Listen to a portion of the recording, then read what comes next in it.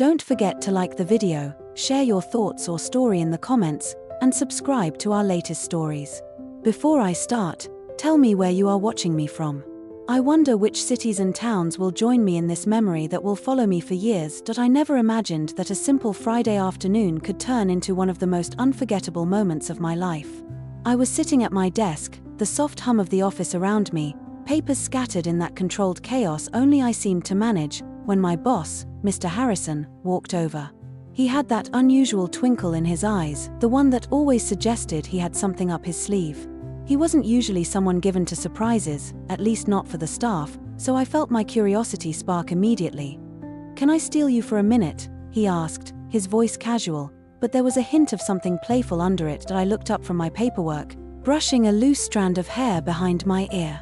"Of course," I said, following him toward the back of the office.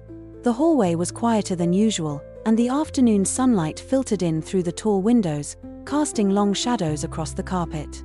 I noticed the soft smell of coffee lingering in the air, mixed with the faint scent of polished wood from the conference room we passed. "Close your eyes," he said suddenly, stopping and turning to face me. His tone was gentle, firm, and somehow inviting all at once. "I promise you, it'll be worth it."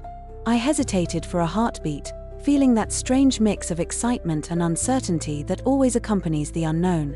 But there was something in his demeanor, calm, trustworthy, that made me nod.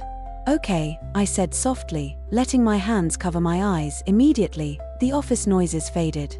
The hum of computers, the distant chatter, even the faint click of heels on the floor seemed to vanish. All I could feel was the warmth of his presence just a step away. He guided me carefully, one hand resting lightly on my elbow, and I sensed that he was leading me somewhere special, a place removed from the routine of deadlines and meetings. I could hear the subtle change in his steps, a shift in rhythm, as if he was moving slower, deliberately, savoring the moment. The anticipation built inside me like a quiet crescendo, and I couldn't help but smile despite the uncertainty. My heart was beating faster, not from fear, but from the pure exhilaration of not knowing what awaited me. "Almost there," he whispered, his voice low and comforting. I felt him gently take my hand, guiding me to stand still. The hallway ended, and I sensed a doorway in front of me. "Now," he said. "Open them." I did, and the world bloomed around me. It was breathtaking. The room was softly lit, the golden glow of afternoon sunlight streaming through sheer curtains. A small table in the center held a delicate arrangement of flowers, fresh, vibrant, and fragrant. On the wall behind it, photographs captured moments from office gatherings, team outings, and candid smiles, arranged in a collage that somehow told the story of our small, tight-knit work family. I looked up at him, speechless, and he simply smiled. "I wanted you to see how much your work means," he said. "Not just the reports and deadlines, but the way you bring people together, the way you make this place feel more like home than just an office." I thought, maybe you should see it. My eyes misted.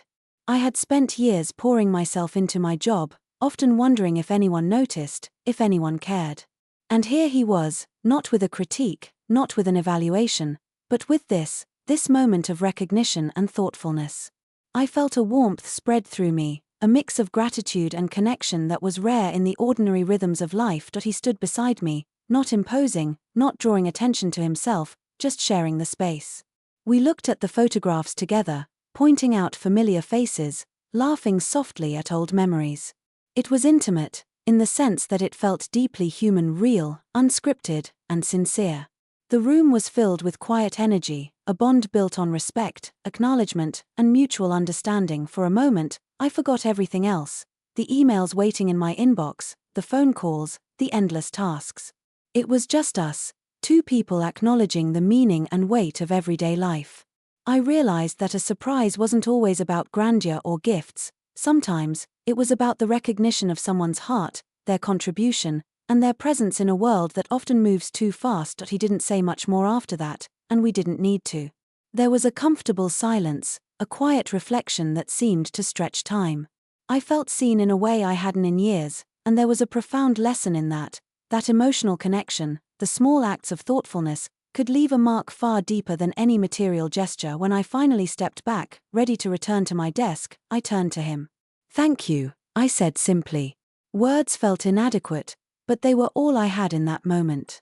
He nodded, that same calm, understated smile playing on his lips. Just remember, he said, sometimes surprises aren't about what you get, but about what you feel. Walking back to my desk, I carried a quiet sense of reflection with me. The office seemed different now, not just a place of work, but a space where people mattered, where small acts of kindness could ripple through the day in ways we often overlooked. And I realized that what he had given me wasn't just a surprise, it was a memory I would revisit whenever life felt rushed or impersonal, a reminder that connection, respect, and emotional presence were among the most valuable gifts we could receive.